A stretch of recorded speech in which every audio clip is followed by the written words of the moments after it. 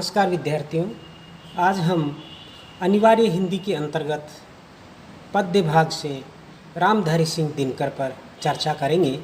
रामधारी सिंह दिनकर पर यह हमारी दूसरी चर्चा है।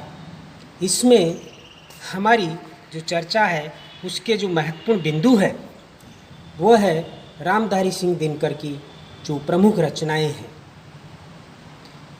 उन पर चर्चा करेंगे और कुछ उनकी प्रतिनिधि रचनाएं हैं जो ज़्यादा प्रसिद्ध रही है उनके बारे में थोड़ा विस्तार से जानकारी देंगे। इसके बाद जो आपके पाठ्यक्रम में दिल्ली कविता है रामधारी सिंह दिनकर की, जो अंग्रेजी सत्ता के विरुद्ध एक सीधी चुनौती की प्रतीक है, उनकी आतताई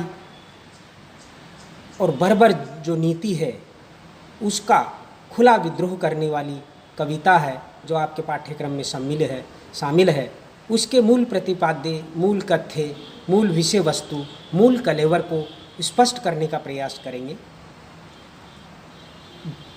चौथा जो बिंदु है वह है इस कविता के पदों का भावार्थ और व्याख्या विश्लेषण करेंगे। तो चलिए देखिए, रामधारी सिंह दिनकर की जो प्रमुख रचनाएं हैं उनमें, क्योंकि रामधारी सिंह दिनकर ने गद्य और पद्य दोनों ही प्रकार की कविताएं लिखी है, काव्य भी लिखे हैं, गद्य में भी लिखा है। तो काव्य ग्रंथ देखिए, कुरुक्षेत्र, रश्मि और उर्वशी, ये इनकी प्रबंधात्मक रचनाएं हैं। और अन्य जो काव्य संग्रह है उनमें रेणुका, हुंकार, द्वंद्व गीत, बारदोली विजय, रसवंती, मिर्च मसाला उनकी बाल साहित्य से संबंधित रचना है। दिल्ली, समाधेनी उनकी विश्व शांति से संबंधित रचना है, विश्व वेदना से संबंधित रचना है। बापू, इतिहास के आंसू, नीम के पत्ते, चक्रवाल, सीपी और शंख, कोयला और कर्तव्य, नील कुसुम, धूप और धुआं, परशुराम की प्रतीक्षा, संचयिता आदि उनके प्रमुख काव्य संग्रह है। वैसे रामधारी सिंह दिनकर का जो रचना कर्म है वह बहुत ही व्यापक और विस्तृत फलक पर है और उन्होंने लगभग 50 ग्रंथों की रचना की थी। यहाँ पर हम प्रमुख रचनाओं के नाम ले रहे हैं। अब उनकी जो गद्य रचनाएं हैं उनकी भी जानकारी हमें होना चाहिए। गद्य रचनाओं में सबसे अधिक जो प्रसिद्ध रचना है वह है भारतीय संस्कृति के 4 अध्याय। अन्य रचनाओं में अर्धनारीश्वर, लोक देवता नेहरू, वेणुवन, शुद्ध कविता की खोज, राष्ट्रभाषा और राष्ट्रीयता, चित्तौड़ का साका, हे राम, रेती के फूल, मिट्टी की ओर, पंत प्रसाद, मैथिली शरण, काव्य की भूमिका, ये इनकी प्रमुख गद्य रचनाएं हैं। अब हम इनकी जो विशेष रचनाएं हैं उनके बारे में अध्ययन करेंगे, उनके बारे में थोड़ी थोड़ी टिप्पणी जानेंगे। उनकी जो प्रथम रचना भी मानी जाती है रेणुका, जिसका प्रकाशन 1935 में हुआ था। इस रचना में अतीत के प्रति मोह है, यानी कि भारतीय गौरवशाली अतीत की महिमा का गान उन्होंने किया है और इस महिमा गान से भारतीय जनमानस में आत्मगौरव का भाव जागृत करने का प्रयास किया है। भारतीय जनमानस को अंग्रेज सत्ता के विरुद्ध उठ खड़ा होने का साहस उन्होंने भरा है। साथ ही इस कविता में क्रांति की भी चर्चा है। अगली रचना है हुंकार, जो कि 1940 में प्रकाशित हुई थी। इस रचना में अंग्रेज़ों की आतताई सत्ता को कवि दिनकर स्पष्ट चुनौती देते हैं।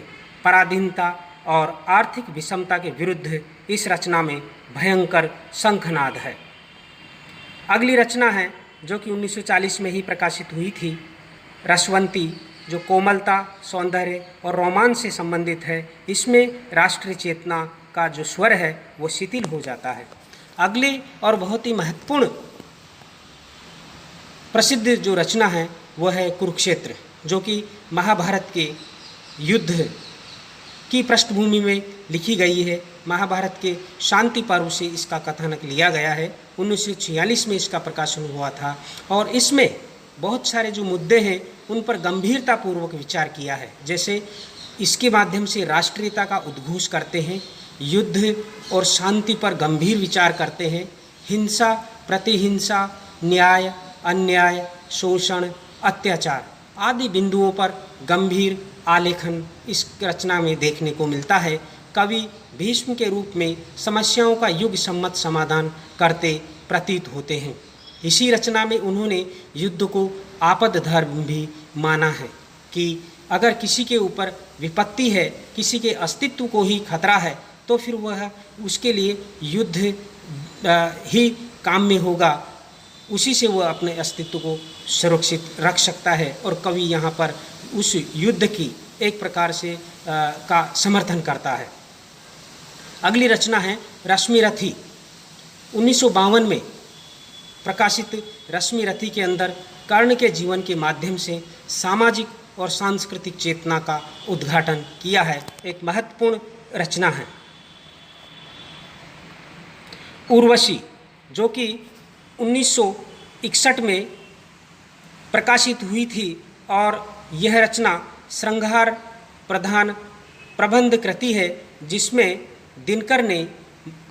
दिनकर ने कामाध्यात्म की रचना कहा है या कि इसकी उपमा दी है।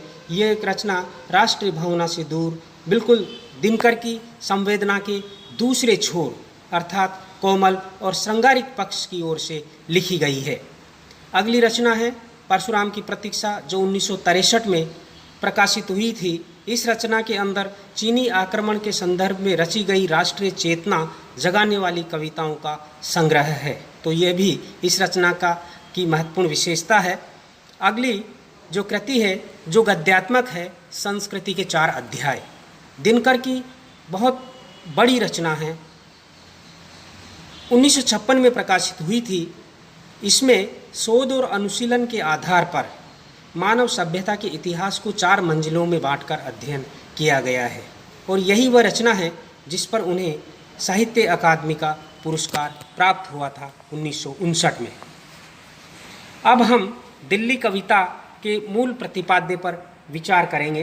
प्रस्तुत कविता में कवि ने पराधीन भारत की जनता पर अंग्रेजों द्वारा किए जा रहे अत्याचारों की अभिव्यक्ति अत्यंत मार्मिक, व्यंग्यात्मक व यथार्थ शैली में की है।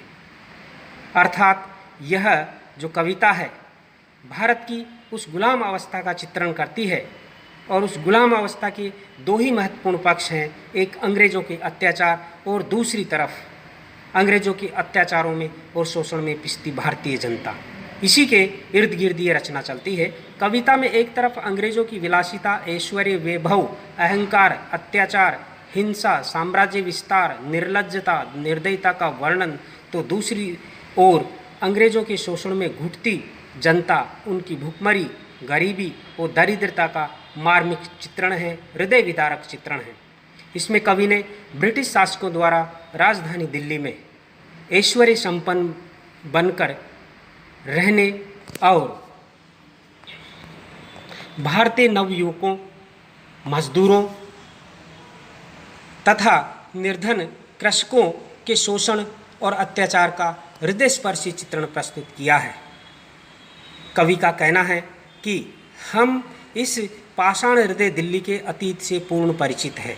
कवि ने यहाँ पर दिल्ली को ही अपनी संवेदना का केंद्र रखा है और चूंकि अंग्रेजों की सत्ता दिल्ली से ही संचालित होती थी और वहीं सारा जो साम्राज्य था, साम्राज्य का वैभव था, वो वहीं पर प्रतिफलित हो रहा था और वहीं से संपूर्ण भारत की जनता का वो शोषण कर रहे थे। हमने कवि दिनकर अंग्रेजों को कहते हैं, दिल्ली को कहते हैं कि हमने शहंशाह अकबर और शाहजहाँ के समय दुल्हन के रूप में सजी धजी दिल्ली का सौंदर्य भी देखा है और नूर जहाँ के प्रेम में तपते दीवाने सलीम के कारुणिक चेहरे को भी निहारा है। अतः आज ब्रिटेन की दासी बनकर तू अपने वैभव पर इतना मत इठला। अर्थात हे दिल्ली, भारत ने अपने अतीत में इससे भी बढ़कर वैभव देखा है, ऐश्वर्य देखा है, शक्ति देखी है, ताकत देखी है। तुम है अंग्रेजों, तुम भारत के लिए जो कि ये कोई नई बात नहीं है। आज जो तुम अपने आप को भारत के शोषण के बल पर ऐश्वर्य संपन्न, शक्ति संपन्न बता रहे हो और भारत का जो शोषण कर रहे हो वह उचित नहीं है। कवि कहते हैं कि तेरा रूप, रंग, वैभव, ऐश्वर्य और आकर्षण हमें लुभायमान नहीं कर सकता।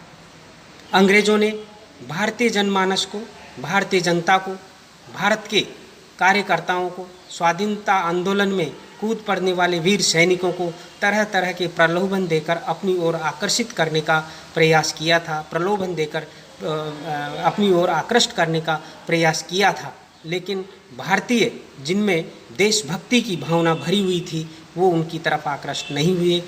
कवि कहते हैं क्योंकि हमारी हृदय सम्राज्ञी भारत माता तो किसी झोपड़ी में हमारी प्रतीक्षा कर रही है और हमारी आस्था, हमारा विश्वास, हमारा प्रेम उसी भारत माता के प्रति है।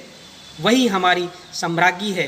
अंग्रेज़ों के द्वारा बनाई गई, अंग्रेज़ों के द्वारा सजी सजाई दिल्ली के प्रति हमारा कोई मोह और आकर्षण नहीं है। कवि ने दिल्ली कविता के माध्यम से अंग्रेजी संतलत को ये सीधी चुनौती दी है कि शक्ति, सामर्थ्य और संपन्न होने पर निर्धनों, किसानों और स्वतंत्रता सेनानियों पर अत्याचार करना उन्हें शोभा नहीं देता है।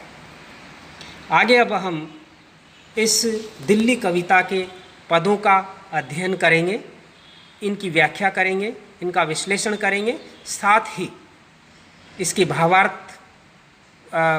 को भी जानेंगे।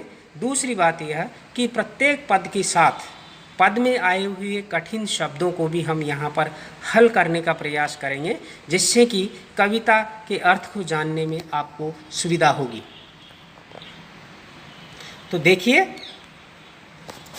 कविता प्रारंभ होती है। ये कैसी चांदनी अमा के मलिन तमिश्र गगन में, कूक रही क्यों नियति व्यंग्य से इस गोधूली लगन में, मरघट में तू साज रही दिल्ली कैसे श्रृंगार, ये बहार का स्वांग अरी इस उजड़े हुए चमन में, इस उजाड़ निर्जन खंडहर में, भिन्न भिन्न उजड़े इस घर में, तुझे रूप सजने की सूझी मेरे सत्यानाशी प्रहर में। शब्दार्थ देखिए, अमा अर्थात अमावस्या, तमिश्र यानी कि अंधकारपूर्ण, मरघट यानी शमशान, स्वांग अर्थात नाटक या दिखावा, साज यानी कि साज सज्जा, सजना संवरना आदि, सत्यानाश यानी कि सर्वनाश, प्रहर यानी कि घड़ी या समय, प्राचीन समय में एक समय का एक माप विशेष। भावार्थ देखिए, कवि ने प्रारंभ में ही इस कविता में भारत की अंग्रेजों के हाथों जो बदहाली हुई है और भारत में मरघट की जैसी खामोशी है और अंग्रेज सत्ता के यहाँ एक प्रकार से चांदनी रात है, उत्साह है, उत्सव जैसा माहौल है। इसी विरोधाभास का चित्रण करते हुए कवि दिनकर कहते हैं, अंग्रेज राज में भारत की यह स्थिति थी कि अंग्रेज राज के केंद्र दिल्ली में उजाला था, बाकी पूरे भारत में हर क्षेत्र में अन्याय, अत्याचार और दरिद्रता का अंधकार था। कवि दिनकर भारत की बदहाली और उसकी दयनीय स्थिति के बीच अंग्रेजों की भोग विलासिता पर दिल्ली को अंग्रेज सत्ता का प्रतीक मानकर कह रहे हैं कि यह अमावस्या की सघन अंधेरी काली रात में दिल्ली में कैसी चांदनी जैसी विलासिता की चकाचौंध हो रही है। यह सब भारत के लिए अपशकुन जैसा है। ऐसा प्रतीत होता है मानो शाम के समय गोधूली बेला में नियति रूपी कोयल व्यंग्य स्वर में कूक रही है। हे दिल्ली, भारत में तेरी यह विलासिता ऐसी लग रही है, इस दुखद घड़ी में मानो तुम मरघट में साज श्रृंगार कर रही हो। अर्थात संपूर्ण भारत में मरघट जैसी खामोशी, घुटन, व्यथा, दर्द भरा वातावरण हो रहा है। अर्थात उजड़े हुए चमन में भारत उजड़े हुए चमन की भांति दिखाई दे रहा है, जैसा लग रहा है। और है अंग्रेज सत्ता, तू बाहर जैसा नाटक कर रही है, तुम खुशियों जैसा नाटक कर रही हो। भारतीय जनता घुटन में फिसती जा रही है, तुम्हारे शोषण में फिसती जा रही है, घुटन में घुटी जा रही है, और तुम बाहर जैसा नाटक कर रही हो, उत्सव जैसा नाटक कर रही हो, उत्सव जैसा माहौल दिखा करके भोग विलासिता में डूबी हुई हो। है दिल्ली, अंग्रेज सत्ता तुम्हारे शोषण और अत्याचार के कारण, है दिल्ली, है अंग्रेज सत्ता तुम्हारे शोषण और अत्याचार के कारण भारत चारों ओर से उजड़े हुए सुनसान खंडर की भांति हो गया है। ये देश जो कभी सोने की चिड़िया कहलाता था, आज भांति भांति से उजड़ चुका है, बर्बाद हो चुका है, अर्थात सर्वनाश के कगार पर खड़ा है। यह भारत के लिए सर्वनाश की घड़ी जैसा समय है। और है अंग्रेज सत्ता की केंद्र बन बैठी दिल्ली, तुझे ऐसे समय में सजने संवरने की सूझी हुई है। ये भोग विलासिता की याद आ रही है, जो कि कदापि उचित नहीं है, मानवीय नहीं है, अमानवीय है। अगला पद देखिए, डाल डाल पर छेड़ रही कोयल मर्शिया तराना, और तुझे सूझा इस दम ही उत्सव हाय मनाना। हम धोते हैं घाव इधर सतलज के शीतल जल में, उधर तुझे भाता है इस पर नमक हाय छिड़कना। महल कहाँ बस हमें सहारा, केवल फूस फांस तृण दल का, अन्न नहीं अवलंब प्राण का, गम आंसू या गंगा जल का। यह विहगों का झुंड लक्ष्य है, आजीवन बधिकों का फल। मरने पर भी हमें कफन है, माता सेव्या के आंचल का, अंचल का। शब्दार्थ देखिए, मर्शिया तराना अर्थात मृत्यु गीत या कि शोक गीत, अवलंब यानी सहारा, तृणदल यानी घास के पत्ते, विहग यानी पक्षी, बधिक यानी बहेलिया जो पशु पक्षियों को अपने जाल में फंसाकर मारता है, माता सेव्या यानी कि धरती। अब हम भावार्थ देखेंगे।